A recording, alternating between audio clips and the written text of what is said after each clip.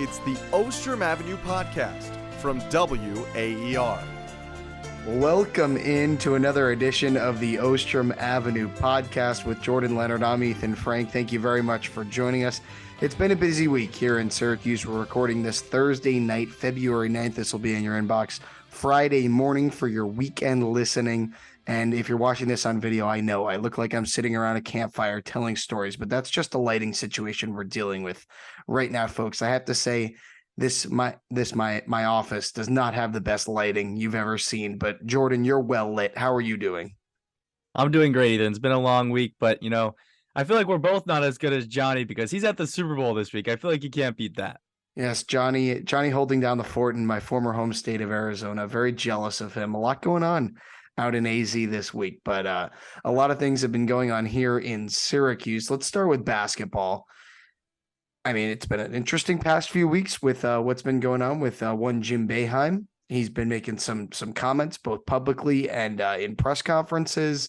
And it's been interesting. They say winning cures everything. Syracuse now winners of 2 in a row. Jordan, what's your whole take on the whole Jim Boeheim saga, we could call it?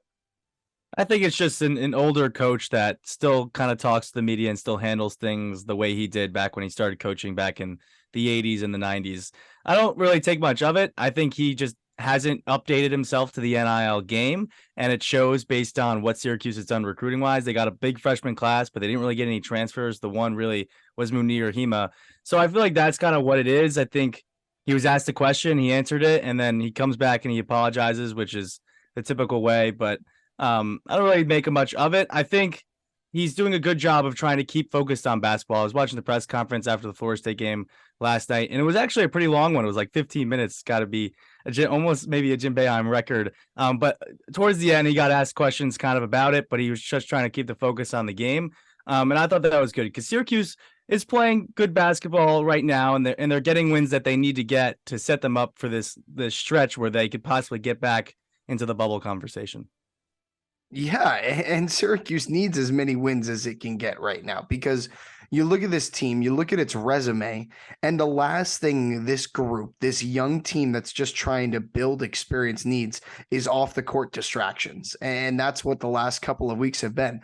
So if you're not caught up on what's been going on, Jim Boeheim gives quotes to Pete Thamel of ESPN after Syracuse's win over Boston College on Saturday, calling out Pittsburgh, Wake Forest, Miami for essentially buying their teams through the transfer portal and basically saying, I can do whatever I want when it comes to my job, which is a slap in the face to the university, a slap in the face to his bosses, whether that be John Wildtack, who he said he had a conversation with this week. And it's just out of touch. I think is the way to put it, is what Jim Boeheim is right now. And that's not to say he's not still a fine basketball coach. I mean, Syracuse has played much better over the past few games, albeit because they played Boston College and Florida State. But you look at the way they played, Syracuse was able to close those 2 games against better teams they haven't closed. And maybe this is a positive step in the right direction because the next 4 games for the Orange are all against teams above them in the ACC standings, and maybe they can finally put together some positive momentum if it weren't for Jim Boeheim being a massive distraction locally and nationally off the court. Yeah, it's been a whirlwind of a couple of weeks for Jim Boeheim. It's brought up conversations about his job, about how he's not adapting to basketball. But like you said in the start, winning kind of cures all, and that's kind of what he's done the last week. Obviously, the comments came after the Boston College game, so it was after a win. But they did a good job winning Florida State. They came out, actually started pretty good. They started, I think it was 9-0, and then just completely fell off the planet of the earth the rest of the first half. And then they came back and scored 47 points in the second half. So it's kind of, the Florida State game was kind of what Syracuse has been all year, up and down. Sometimes they look like they can be really good, and sometimes they look like they really can't compete in the ACC. But they did a good job grinding it out, getting the win. Joe Girard coming up when he needed to with those 26 points. Judah Mintz, what a second half. He had 2 points in the first half, 14 in the second, and kind of guide Syracuse on that run in which they took the lead. And then yesterday, I think, symbolizes what Syracuse needs going forward. They need Judah, Jesse, and Joe to execute on all cylinders at the same time. Even Chris Bell got into the action too, but they need that big three consistently if they're going to try to rack up these wins against a ranked NC State squad next week and Duke next Saturday. Yeah, and I want to go back to Judah because over the past few weeks, he's really started to mature. You think about calls at the end of the North Carolina game, play at the end of the Miami game, where he was out of control and Syracuse might have lost the game because of his actions in the deciding seconds. But I have to say, he is so fun to watch. I'd put him right up there with, I think I'd put him in the top 3 of players I've enjoyed watching the most since Syracuse joined the ACC. I'd say it's Judah. I'd say it's Tyus Battle and Tyler Ennis are my top 3 that I came up with today of favorite Syracuse players to watch since the Orange joined the ACC. Now I know you're Ethan. What about Buddy Boeheim? Ethan, what about Malachi Richardson? Malachi played one great game against Virginia and then got into the NBA draft. Okay. He was good throughout the season, but he was never on this level where he was scoring 15, 16 points, bringing the ball up the court, the focal point of the offense, directing traffic. That's what Judah Mintz is doing. When he gets downhill, I was tweeting from our Ostrom Avenue Twitter account last night. If you don't follow us, go ahead and give us a follow at Ostrom Avenue Pod, that Judah needed to attack the basket more. And that's exactly what he did in the second half. There's a good article on Syracuse.com today from a friend of the pod, Donna DeTota, about the relationship between Jim Boeheim and Judah Mintz and the coaching that's gone into him is that, he's needed a couple of these breaks in the second half over the past few weeks for, 2-3 minute stretches to really get himself back in a mental state to go back in the game and do what he does, which is get to the basket, finish at the rim with either hand, and most importantly, draw contact and get to the free throw line. So his maturity over the past few games has been really impressive. Yeah, you just said it. I mean, the maturity, especially after not starting well in the first half in really either of those games, the maturity to sit on the bench, kind of think about how he can execute better and put Syracuse back into the game and win the game in the end. Doing that in both the BC and the Florida State game was huge. He had 16 points, but also 6 assists. It's not just he's creating for himself, he's also creating for his teammates. And I think what we saw in the Florida State game was awesome. He was able to decide and make the right decision of when to push the ball and get ahead and have Florida State's defense be on their heels and when to slow it down and run the offense and get it to Jesse Edwards and get it to Joe Girard from 3. That's what we saw kind of in the Florida State game, and that's really showing that Judah Mintz has progressed very well throughout the year. Yeah. What are you looking for in these next few games, Jordan? NC State, you get a weekend off. NC State on Tuesday, Duke on Saturday, then Clemson on Wednesday, and Pitt the following Saturday. These next 4 tough games. I mean, I would say you'd have to win 3 of 4 just by the way we're at right now. Syracuse doesn't really have a quality statement victory at the moment, and they have losses to Colgate. So I think you have to win 3 of 4, but also you want to see Syracuse play well the entire game. You don't want to see them come out bad start, then they have to fight back like they've done all season. You want to see them play 40 minutes of clean basketball. You want to see Judah Mintz execute for 40 minutes of clean basketball. And that's the only way that they're going to be able to beat these teams, because you can beat Florida State and BC by getting down early and coming back, but you can't beat NC State, a ranked team. You can't beat Duke. Clemson's at the top of the ACC. And Pittsburgh, you got down, you were actually up in that game, and then Pittsburgh came all the way back. So you can't get down early. You got to get ahead and try to maintain a lead. Syracuse needs to win one of these games. I'm sick and Only tired. one? Well, okay, just for enjoyment, not for to make the tournament. There's no way they're getting it as an at-large. Just to see that they can close a game against one of these top teams in the ACC. I understand you put a beating on Virginia Tech, who might be a tournament team, but they haven't had a very good conference slate. Upset Virginia. But besides that, Virginia Tech hasn't been very good outside of a couple of nice wins. I want to see Syracuse beat one of these 4 teams that are ahead of them in the standings for the first time this season, because each time the Orange have had an opportunity to do so, they've come up short. Which one do you think they have the best chance of getting that win in? NC State. NC State? Not even Duke on the NC Duke State just isn't a team Syracuse loses to at home. They're just not. And that's the way Virginia Tech is. I think that Syracuse won 8 out of 9 or 9 out of 10 home games against the Hokies since they joined the ACC, but it's a very large number. Syracuse just doesn't lose to teams like NC State at home. They don't lose to teams like Clemson at home. And, Clemson's a road game, but Duke is just a significantly more talented team than any of the other teams Syracuse will face. Clemson's overachieving a bit. Pittsburgh's having a really nice year, and you can understand there might be some added motivation in that game after Jim Boeheim's comments. But I think NC State's the most winnable, especially with some time off and more practice time. I think I'm going to have to agree with you because the Clemson game in Pittsburgh are on the road. They're not – road games are always hard in the ACC, especially against the top opponents, but also because it's Otto's Kids Club Day. I mean, the Dome is going to be popping on a Tuesday. The kids are going to be there cheering. I think Syracuse has the best chance because, as you said, Duke is more talented, but also the crowd's probably going to be there too. Wow. I did not know that, and it is going to be a pop, but it's Valentine's Day, so that people might have Valentine's Day plans. Family night out. It's a family night out. Otto's Kids Club Day and Valentine's Day at the same time. Do you think most people's Valentine's Day plans include a trip to the JMA Wireless Dome? That's a good question. Well, I guess we'll find out. We will have to find out. All right, let's move on. Syracuse men's lacrosse, big 7-5 season opening win over Vermont last week.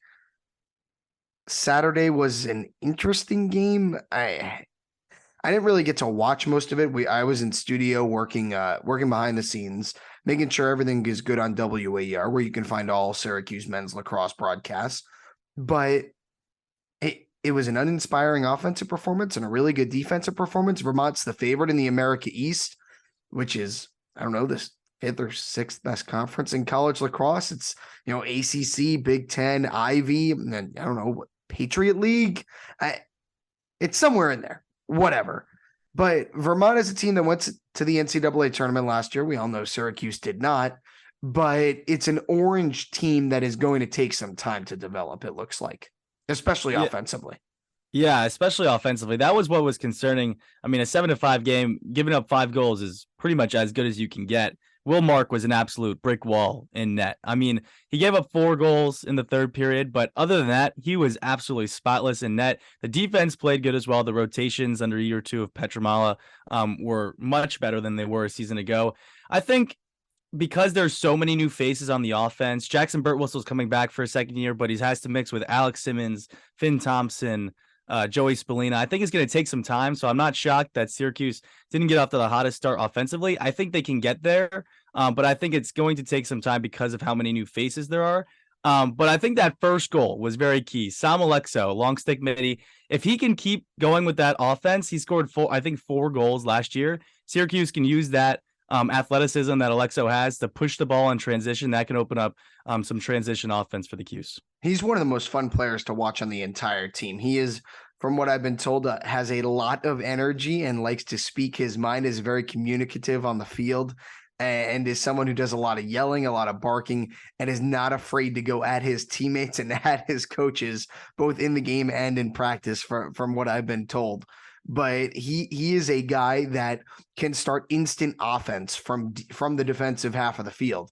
And it is so fun to watch him just gallop down the dome turf and maybe turn in a transition opportunity, because for Syracuse's offense, this is a team with a lot of passers. Joey Spallina is a passer. Owen Hiltz is a passer. It's going to be up to guys like Simmons, like Thompson, to be able to finish those opportunities. And obviously Spallina and Hiltz will have theirs.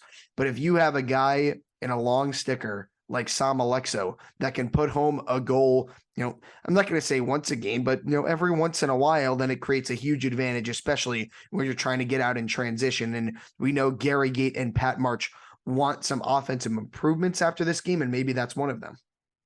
Yeah, exactly. And the more you can get in transition, the more you keep the defense on the heels. I think that's what the offense needs. When you're getting used to your teammates and you're getting used to their tendencies, getting early goals and getting those transition ones are really energy builders, and that'll help. I think Finn Thompson and Jackson Birtwhistle are also key to the offense. I think when they're playing on the wings, I think they're going to put the most pressure on the defense. Obviously, you got Spallina at X, but the combination of those two and the way they can score on offense, Birtwhistle back for his second year, he had a great end to the season. I'm really looking forward to seeing his development and kind of see him take the lead of the offense. Even though Spallina might be the biggest name, I think Birtwhistle has to take the lead of the offense just given his experience. Yes, Birtwistle is a guy who is going to make a big difference, because when you have this inexperienced of an offense, then you fall into a trap sometimes of you're not really sure who's going to take command. And I think Birtwistle can be a guy who, came on at the end of last year. And Owen Hiltz, I mean, for being a junior, he didn't play the entirety of last season. And his freshman year is a completely different team, a completely different coaching staff. So maybe even the fact that he's still with the program is good, because this is a basically entirely turned over roster from 2021 here in 2023. It's a new group. It's a new mantra. Gary Gait is building a new culture. So I think having Jackson Birtwistle, that holdover of someone who made an impact in 2022, is really important, as you said. Yeah, and on the defensive side, also Nick Kakemo, getting him back, Landon Clary's back as well, and then you put Will Mark in goal. I think the strength of the Syracuse team, especially early, is going to be their defense, because while the offense gets kind of that chemistry going, that defense will be able to hold down the fort, no matter who you're playing in lacrosse, even if it's Vermont, the America East favorite. When you hold the team to 5 goals, you're going to have a great chance to win every single one of those games. Yes. I don't know if Syracuse will be able to hold UAlbany to 5 goals. That game is Friday night at 6 p.m., a prime time showdown in the Dome. Syracuse playing 2 games in 3 days. Not often you see that. UAlbany Friday, Holy Cross on Sunday. That's a Crusaders team the Orange beat 28-5 last year. I'd say that's a pretty impressive win. I'd say it's a statement win. I'm going to sit here and say I think the Orange can do it again. I would not be surprised if that was a blowout. But UAlbany is different. Syracuse lost to the Great Danes last season, 14-12, out in Albany on a Thursday night in the rain. But this is completely different, playing in the Dome. Yeah, as you said, they were in the rain Thursday night. It was a cold one. Their first game in Albany ever in the series. They're 17-2 otherwise at home. So I feel like Syracuse has the advantage here. Their second straight America East opponent. They got some of the cobwebs off of. They got some game action. They're getting used to each other. So I think they'll fare better than they did against UAlbany last year. But it's definitely an interesting storyline because they lost 14-12. However, there's not that many returners, especially on the offensive side. I mean, Birtwistle didn't really play that much at the beginning of the season last year. Dordovic's gone. Curry's gone.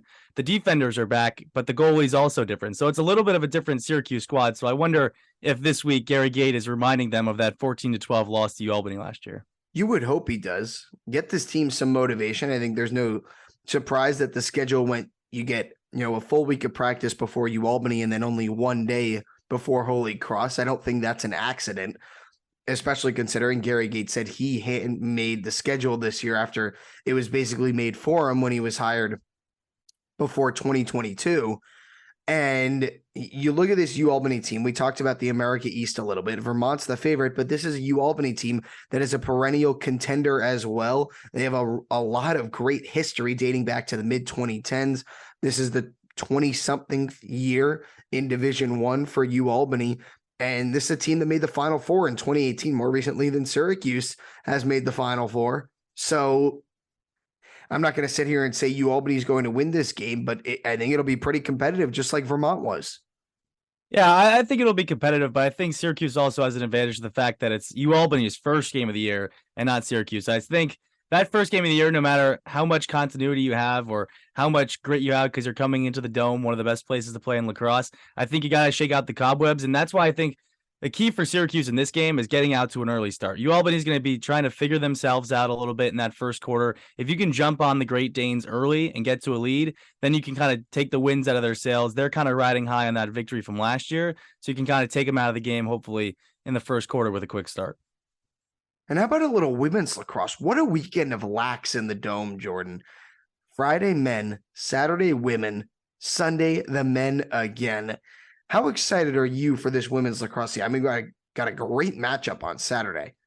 Yeah, I mean, it signals that lacrosse is here and here to stay. You got 3 straight games of lacrosse this weekend, but huge game in the Dome. Syracuse lost to Northwestern twice last year. They lost to them pretty badly to get knocked out of the NCAA tournament, and pretty much the entire squad for Syracuse is back. So I think the Orange are gonna have some revenge on their mind, let's just say, in the Dome this Saturday. I think it's going to be a great game. Anytime you get 4 versus 5 in the opener is going to be insane. And then you look at the next game too, even number 2 Maryland's coming to the Dome. Syracuse has a great team this year. They got a lot of people back, a couple people back from injury, Emma Ward being one of them.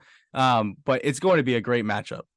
Syracuse has some big pieces back. You mentioned both Megs are back, and you have players like Sierra Cockrell, Kate Mashevsky back at the draw control circle. And this is an Orange team that has a lot of potential. The questions are, can Kayla Treanor get the most out of them? This is a team that came up just short in 2021, losing in the national championship game, loses in the quarterfinals last year, but wasn't really competitive with Northwestern in that game, lost to Boston College in the regular season, lost to North Carolina in the regular season, got upset in the ACC tournament. It felt like the Orange peaked early and then had a slow decline late in the season. This year, I think it has to be about peaking in May instead of peaking in March like Syracuse did last year. Yeah, I think a key for Syracuse this year is to make those halftime adjustments. I think last year they struggled a little bit with that, and that happens with a first-year head coach. And I think Kayla Treanor is going to benefit a lot from just the experience and seniority they have on the squad this year. As you said, both Meg's back, Emma Tyrell's back. She's a junior. Emma Ward's back. They have some great attack women on the roster, and they have great depth. They have great everything, pretty much. They got seniority, they got depth, everything you can really imagine. And it's going to be interesting because the schedule starts out really loaded with number 4 and number 2, takes a little bit of a break with Binghamton, Pittsburgh, UAlbany, and then you got some more. They play each of the top 6 teams, excluding themselves, this season. So they got a tough schedule. They're going to be battle tested when it comes to ACC tournament time. And I think kind of like what Syracuse men's lacrosse has a bad taste from the UAlbany game, they have a bad taste from how the season ended last year, especially. What is the biggest game you're looking forward to on the schedule? That's a good question. I would have to say probably the Boston College game at the end of the year. I mean, Kayla Treanor coached for Boston College before coming to Syracuse, and Boston College are they number 1 or are they number 3? I thought North Carolina was number 1. Yeah, North Carolina is number 1. Boston College is number 3. They play back-to-back games against them, so that'll be an interesting stretch. But I think Boston College to end the year, as you said, they peaked a little bit early last year, so it's going to be interesting to see if they can peak at the end of the year. And those 2 games, especially the Boston College game to end the regular season, was going to be really fun inside the Dome. I'm looking forward to Maryland next week. I mean, this is a Terps team. The men just won the national championship last year. This is a Terps team that has a chance to go all the way this year. I think you look at the big 4 right now in women's college lacrosse. I think you'd have to say it's the 3 ACC schools of Syracuse, North Carolina, and Boston College, and then Maryland is right there with them in the women's game. And it's been really fun to see that program grow. And these 2 teams didn't play last year, but props to Kayla Treanor for scheduling that game for this year because it'll be a lot of fun next Friday. Yeah, and it's a pink out as well. It's going to be it'll be a fun Friday night. It will be a fun Friday in the Dome next week. We're wrapping up here on the pod. It's a short pod this week, not that much going on. Basketball off this weekend, lacrosse heavy, but that doesn't mean we can't talk about Ostrom picks. Unless there's more lacrosse you'd like to talk about, Jordan. Ostrom picks. We had some Twitter interaction yesterday from definitely not someone related to someone hosting this podcast. But I mean, congratulations on your big 3-0 night last night. I don't know. Would you like a medal or a trophy? I don't know how many games you still are behind me or percentage points, but we might have to call off Ostrom picks for good if I'm able to run away with basketball. You're not running away just yet. I did go 3-0 last night, which was pretty exciting. I jumped Johnny in the standings now, actually. So Johnny's in last. It was place. A tough night for Johnny last night. I was surprised he got his picks in. Yeah, I was surprised he got his picks in too, but he did. Give us all credit. We all have a 600% winning percent, 60% winning percentage or above. So .66600. That's a pretty accurate picks right there. I think we all gotta give ourselves a little bit of a round of applause for that. Good job, us. So what do the standings look like? Read them out. Okay, so you're sitting at first place with 24 at 13-2 with a 649 winning percentage. I'm in second place, 17-11-2, 607 winning percentage, and then Johnny's 15-10-2, so 600. So I have some ground to make up, but it's not just over yet. We both like Syracuse to beat NC State on Tuesday. We'll see what happens after that. Ostrom picks winding down just 6 regular season games left for Syracuse men's basketball. Men's lacrosse, though, 14 regular season games left, only one down so far. And women's lacrosse has its opener on Saturday as well. All your coverage can be found on everything WAER. Go to WAER.org, our website where you can find written content, all our other podcasts, anything you could want. Twitter at WAER Sports, at WAER Sports Talk, at Ostrom Avenue Pod. You can find any content you could desire about Syracuse athletics right now. And you can listen to this podcast wherever you get your podcasts, Apple, Spotify, wherever. And then our videos, we also post them on YouTube. This will be on YouTube as well. And we're going to start launching some Instagram stuff. So go check out WAER's Instagram, WAER883 on IG. Jordan, any parting thoughts before we say so long? Lax season is here, and lax season is here to stay, Diesel. I mean, Ethan, that's a hard point to argue with. You wouldn't be the first person to call me Diesel on this podcast, but that is a hard point to argue with. But we're going to milk basketball as long as it lasts. Hopefully have some big things coming next week before the Duke game. All right. So for Jordan Leonard, I'm Ethan Frank. Thank you so much for listening. And we'll catch you next week after hopefully a 2-0 weekend for Syracuse men's lacrosse, where you can listen to both games on WAER. Countdown to tip-off starts at 5:30 on Friday night, starts at 12:30 on Sunday, and you can listen to the double overtime after both of those games until 9:30 on Friday and 4:30 on Sunday before the Super Bowl, by the way. That should be a fun game. Syracuse women's lacrosse as well on Saturday afternoon. All right, so with Jordan, I'm Ethan saying so long, and we'll catch you next week.